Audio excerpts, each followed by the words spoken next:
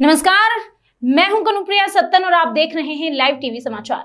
आइए नजर डालते हैं आज की कुछ खास खबरों। हल्दूचौड़ क्षेत्र के अंतर्गत स्थित शिवपुरी कॉलोनी के श्री नागेश्वर महादेव मंदिर में नवरात्रि के प्रथम दिवस से श्रीमद देवी भागवत कथा का शुभारंभ हो गया है।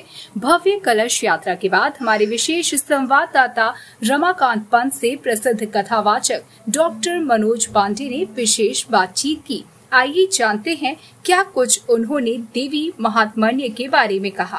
और राष्ट्र निर्माण के लिए किस प्रकार की शक्ति की आवश्यकता है, राष्ट्र निर्माण के लिए नेता को कैसा होना चाहिए, ये सब रामचंद्र के चरित्र से हम लोग आगे तक सुनेंगे। विशेष बहुत सुंदर बात आप थे डॉक्टर मनोज पांडे जी, और आप यहाँ पर श्रीमद देवी भागवत कथा का वाचन करके स्थानीय जनमानस में शक्ति की महत्ता पर प्रकाश डालेंगे। और आपका कहना बहुत सुंदर है कि जो भी प्राणी अपने आराधना के सदा पुत्र मां भगवती के चरणों में अर्पित करता है, उसके रोग शोक दुख दरिद्र एवं विपदाओं का हरण हो जाता है। इसलिए वंगला विष्णु नेता विष्णु शंकर भावनी बहुला वेद माता च महाविष्णु महामतस्या महाकुर्मा महावाराही सहित अनेक नामों से पुकारा जाता है। ऐसा आपने हमें बताया है पांडे जी, आपने अपना अमूल्य समय राष्ट्रीय न्यूज चैनल लाइव टीवी को प्रदान किया। आपका बहुत बहुत धन्यवाद। चंडी कहते हैं, इन सभी विषयों पर यहाँ पर हम लोग चर्चा करेंगे, अध्ययन करेंगे 9 दिनों में। बहुत सुंदर बात आपने पांडे जी कही, लेकिन आपने बताया कि जैसे गंगोली हाट में महाकाली माता का दरबार है, कालीशिला में काली माता का दरबार है, और हमारे कुमाऊं के प्रदेश द्वार कालीचौड़ में माता कालिका का दरबार है,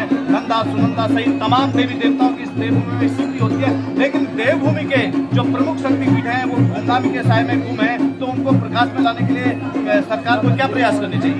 तो आपने बहुत अच्छा वक्तव्य पूछा।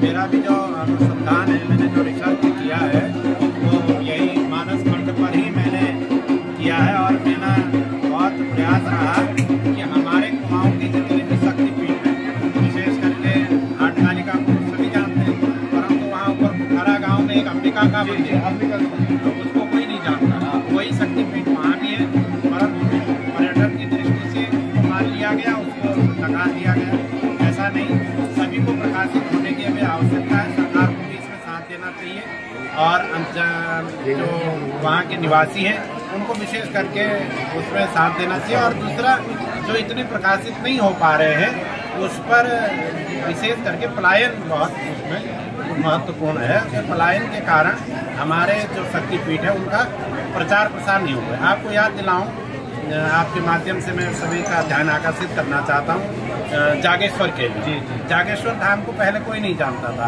हमारे देश के प्रधानमंत्री हुए नरसिम्हा राव जी, उनकी पुत्री को वहाँ फल की प्राप्ति हुई। पुत्र की उनकी मनोकामना थी कि किसी ने बताया होगा दक्षिण में कि उत्तराखंड में एक उस समय उत्तर प्रदेश हुआ करता था कि जागेश्वर नाम का कोई धाम है, वहाँ जाकर वो दिया इत्यादि लेकर यदि खड़ी होती पुत्र की प्राप्ति हुई।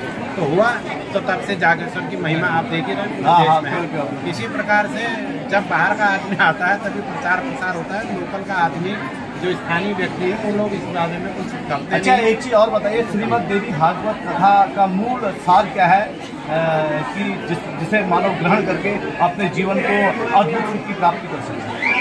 देवी भागवत का मूल सार है देवी भागवत भगवत्या इदम भागवतम, ये भगवती का है, जो भगवती के हैं उनकी कथा है। जो भगवती के उपासक हैं उनकी इसमें कथाएं होंगी। और सार जैसे इसमें रामचंद्र जी का भी मैंने कहा वर्णन आएगा, रामचंद्र जी कथा आएगी। तो रामचंद्र जी ने जिस प्रकार से अपने जीवन को बिताया, जो आदर्श से स्थापित किया, और भगवती की आराधना करके 10 दिनों में उन्होंने जिस प्रकार से आराधना की लंका में, और फिर 10वें दिन विजयादशमी के दिन विजय प्राप्त की, तो एक सच्चरित्रवान व्यक्ति।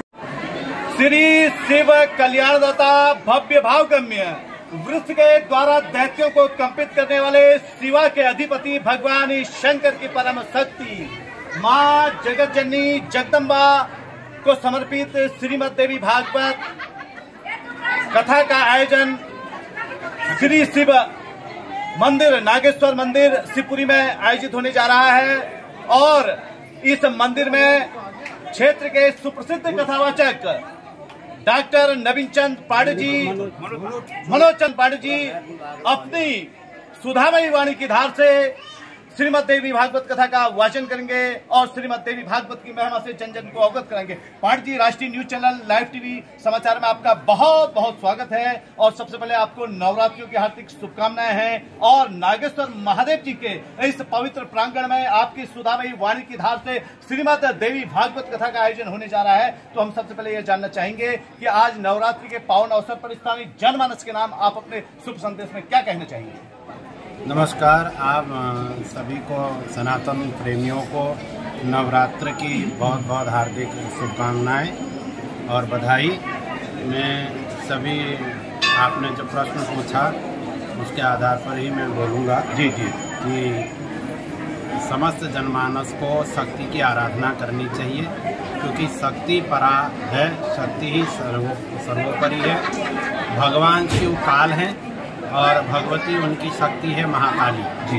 और शक्ति को सभी ने स्वीकार किया है। सभी, हमारे यहाँ 8 प्रकार का वेदांत दर्शन कहा जाता है, तो वेदांतियों ने 8 ने ही शक्ति को माना है। अद्वैत वेदांत के आचार्य शिवावतार भगवान शंकराचार्य महाराज ने भी यहीं इसी उत्तराखंड में कुमाऊं क्षेत्र में गंगोली हाट में, हाट कालिका में भगवती का सर्वप्रथम दर्शन किया। वहीं से उन्होंने शक्ति को मानना प्रारंभ किया। उससे पहले वो शक्ति को नकारते थे, मानते नहीं थे, अद्वैतवादी। तो अद्वैत सिद्धांत का उन्होंने प्रतिपादन किया सनातनियों के लिए। और हम लोग सब भगवान शंकराचार्य को मानने वाले लोग हैं, तो उन्हीं के द्वारा जो शक्ति का वर्णन किया गया है।